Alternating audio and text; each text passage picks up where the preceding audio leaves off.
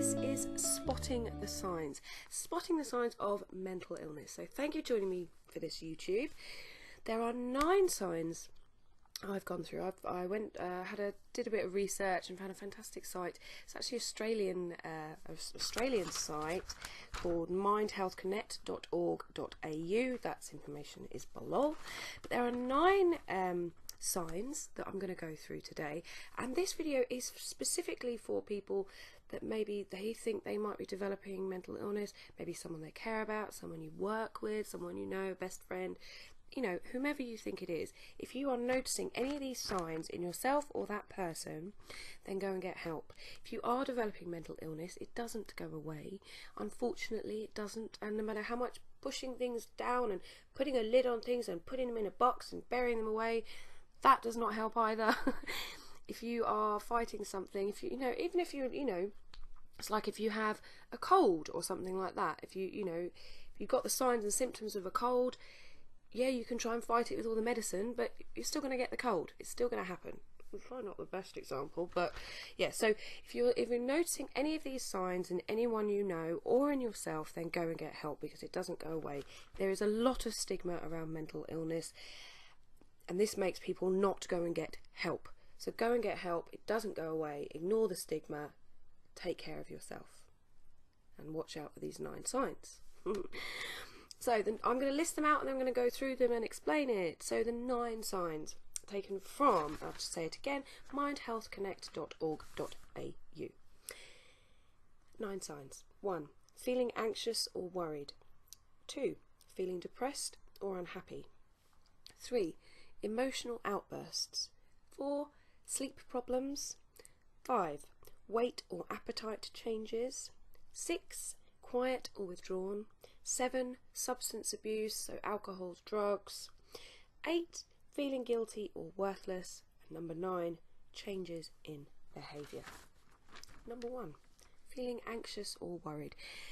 I want to say this and stress this: for all of the signs I'm going to go through now, you really need to be experiencing these for more than 2 or 3 weeks, and they need to be having a severe impact on your life. Maybe meaning that you're not being able to go to work, not being able to function properly, not being able to do the things that you used to. If you're experiencing these, go and get help, okay? Promise me. Feeling anxious. So need to be for more than a few weeks. You may also be experiencing panic attacks if you are starting to feel anxious or worried, and it's something that doesn't go away. No matter what you do, you will wake up feeling anxious. It might feel like it's in your belly, it might feel like it's in your chest. You may even have heart palpitations. You may get clammy, you may get hot and sweaty, you may get irritable with it. If you're feeling any of those and you're experiencing panic attacks, then go and get help. Number 2, feeling depressed or unhappy. And this isn't just like, oh, I feel a little bit sad today because I'm not going to manage, I can't see my friend tonight because she's cancelled, or I don't know. And that might make you feel a bit sad. But if you're feeling depressed or unhappy, it's like depression is sadness without a reason. I've heard someone say that, I can't remember who, but depression is feeling sad, but there's no apparent reason for it, okay? So you may also be, because of this depression or unhappiness, you may lose interest in usual activities, you may feel irritable, tired, you may lack motivation or energy, you may feel teary all the time, like, you know, close to tears. And like I say, it's not just about being sad for a couple of days. This has got to be going on for at least 2 or 3 weeks. And if it is, and it's having an impact on your life, get help, okay? I'm going to say that a lot, so just be aware of that. 3, emotional outbursts. So this is sudden dramatic changes in mood. We all get a bit moody from time and then, you know, maybe, I don't know, Monday morning, we're like, oh god, I've got to go to work, all of that moodiness, you know, that's fine. And being a bit, you know, irritated by someone, if they've annoyed you or done something wrong, then that's fine as well. But when I'm talking about emotional outbursts, excuse me, I'm talking about being absolutely fine and then being like, oh my god, you know, panicking, or, you know, really angry at people, and, you know, suddenly changing. And this is something I really struggle with my personality disorder, are these emotional outbursts, which can happen very, very differently. And again, this is something that, you know, you're looking at this person, or maybe it's yourself, you know, whomever it may be, and thinking, I'm not quite right. They're not quite right. They don't usually have these outbursts. Maybe have a chat with them, maybe see if you can maybe get some help. Sleep problems. Please refer to my sleep problems video for this, but there are two types of sleep problems, the main ones I would say, which is hypersomnia, which is too much sleep, or insomnia, which is not enough sleep. So if you're sleeping too much, you may be getting like 10 hours a night, 12 hours a night, and then feel sleepy during the day. That's a sign that something's going on, that something's changing. On the flip side, if you are not sleeping at all, you're struggling to get to sleep, or you're waking up frequently throughout the night, then that's a sign that something could be wrong. Like I say, we might have like a deadline looming, or, you know, a big event that we're a bit anxious about. So maybe the night before we might feel a bit, ooh, you know, maybe a big test, you know, it's exam season, good luck everybody, you know, all of this kind of stuff. If you're not being able to sleep because of worries, you know, that's one thing. But if it's constantly happening, it's going on for a few weeks, and you're not getting enough sleep or getting too much sleep, then you need to get some help. Same with weight and appetite. If one starts to develop depression, a sign of that is increasing appetite. Some people are on the flip side and go into not wanting to eat, and this can happen a lot with stress and anxiety, because you've got a lot of adrenaline and cortisol going through your body with a fast heart rate, making you have less of an appetite. So if either of those things are going on with you or someone you know, then we need to get some help for them. Quiet or withdrawn. Now, perhaps someone you know or yourself, you know, usually quite a confident person, a stable person, happy person, whatever. But recently, you're not enjoying the things you used to do as much. You may be not going out as much.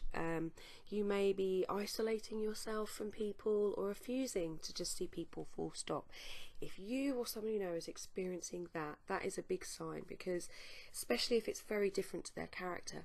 Perhaps if you're quite a quiet person already, you know, you don't need to necessarily worry about this unless you're becoming even more withdrawn and detached from everybody, because I think a lot of mental illness can develop through isolation. Depression can develop, not a lot, just depression and anxiety can develop through isolation. But if you're going from being quite a sociable person to being quite quiet or withdrawn, then I would say there's problems going on there as well. Substance abuse is another one, and not necessarily, I would say, just substances, but things like gambling, other addictive behaviours, other dangerous behaviours, so drinking too much, taking drugs. And you know, I'm not sort of saying, you know, we can't have a drink every now and then or whatever, and I'm not encouraging or condoning taking drugs or alcohol, but what I'm saying is, if you are particularly maybe don't do drugs, or you've not really done that and you're sort of trying it could be that. But you know, a lot of the time it's when we're talking about severe addiction here, so people that are relying on alcohol to get through the day, relying on drugs to function, using drugs for addictive purposes rather than enjoying drugs and alcohol. Like I say, I'm not trying to say you should enjoy drugs and alcohol. It's your choice, do what you want. But I'm saying, if you are becoming very addicted to substances or addictive behaviour, then that could be another sign as well. Feeling guilty or worthless. So maybe you're thinking, or you've spotted people saying, I'm a failure, I'm a loser, I'm worthless, you know, people would be better off without me. If you know someone that's saying those sort of things, but you know, some people may say, maybe quite dramatic people, and feel, you know, oh, I feel like a failure, and they may feel like that all the time. But again, if this is a change in your behaviour, or someone you know, and they've started being very much blaming themselves, criticising themselves, you know, emotionally, mentally beating themselves up, then that is a sign that something could be going on as well. Finally, changes in behaviour. Well, this kind of sums up a lot of the stuff we talked about. So if your appetite changes, if your sleeping changes, if your sort of daily activities change and things start to be impacted, all of this could point to mental illness. I'm not saying, though, if you have all of these things, then you definitely have a mental illness, and I'm telling you now, that is not the case. It might mean that you're having issues, you know, with maybe there's work, maybe you've had a grief in the family, maybe there's, you know, causes for this behaviour. However, I would say, if you are experiencing any of those 9 symptoms for more than 2 or 3 weeks, go and get some help. And again, it's not just a bit of anxiety, bit of sadness, bit of whatever. It's extreme and it will have an impact on your life. Please do the best you can to get all the help that you need, or to do what you can to support the person you know or care about who is showing these signs. Get help. I can't stress it enough, because it will not go away on its own. Please put any questions or comments you have in the space below. Please like and subscribe if you haven't already, and I will see you next time. Take care now. Take care of yourself, seriously.